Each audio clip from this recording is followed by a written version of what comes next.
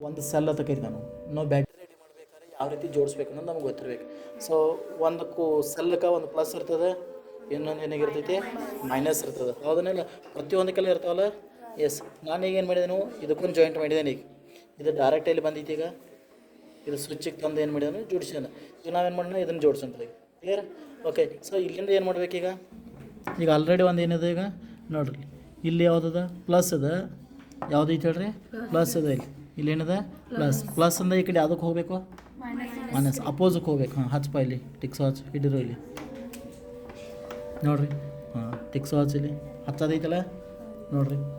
ಯಾವ ರೀತಿ ಜೋಡಿಸ್ಬೇಕು ಅನ್ನೋದು ನಮಗೆ ಗೊತ್ತಿರಬೇಕು. ಜೋಡ್ಸೋದಾರಲ್ಲ. Yes, okay. ಹಾಂ, ಇನ್ನು ನೆಕ್ಸ್ಟ್ ಇದು ಒಂದು ಸೆಲ್ ಐತಿ, ಒಂದು ಸೆಲ್ ಆಯಿತು. ಈಗ ಮತ್ತೊಂದು ಸೆಲ್ ಜೋಡಿಸ್ಬೇಕಾಗೈತಿ. ಹಾಂ, ಈ ವಯರನ್ನು ತಂದು ಎಲ್ಲಿ ಜೋಡಿಸ್ಬೇಕು, ಇಲ್ಲಿ ಅದಕ್ಕೆ ಜೋಡಿಸ್ಯಾರ ಈಗ ಅವ್ರ ಪ್ಲಸ್ಗೆ ಜೋಡಿಸ್ಯಾರು. ಇಲ್ಲಿ ಏನು ಮಾಡಬೇಕು, ಮೈನಸ್. ಎಸ್, ಮೈನಸ್ಗೆ ಜೋಡಿಸ್ಕೊ.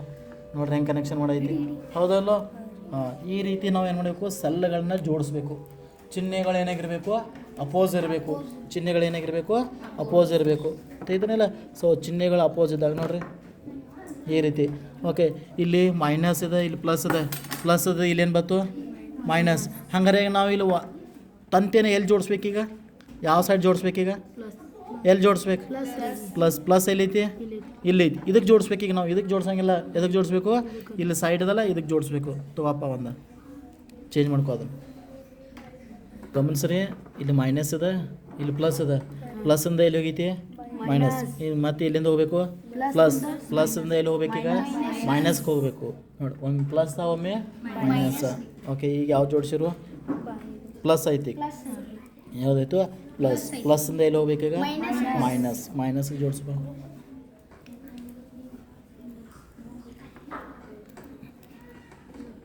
ಈಗ ಯಾವುದಕ್ಕೆ ಹೊಂಟೈತಿ ನೋಡ್ರಲ್ಲ, ಇಲ್ಲಿ ಯಾವುದದ ಮೈನಸ, ಇಲ್ಲಿ ಪ್ಲಸ್ಸ, ಮೈನಸ. ಈಗ ಯಾವುದಕ್ಕೆ ಹೋಗ್ಬೇಕು, ಪ್ಲಸ್ಗೆ ಹೋಗ್ಬೇಕು. ಸೊ ಪ್ಲಸ್ಗೆ ಟಚ್ ಮಾಡಪ್ಪ.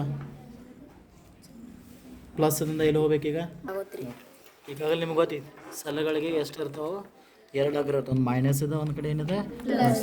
ನೋಡಿರಿ, ಇಲ್ಲಿ ಏನಿದೆ ಮೈನಸ, ಪ್ಲಸ್ದಿಂದ ಎಲ್ಲಿ ಹೋಗ್ಬೇಕು, ಮತ್ತು ಮೈನಸ್ದಿಂದ ಪ್ಲಸ್ದಿಂದ ಎಲ್ಲಿ ಜೋಡಿಸ್ಬೇಕು ನೋಡಿರಿ, ಮೈನಸ್ಗೆ ಹೋಗಿದ್ದಾನಲ್ಲ.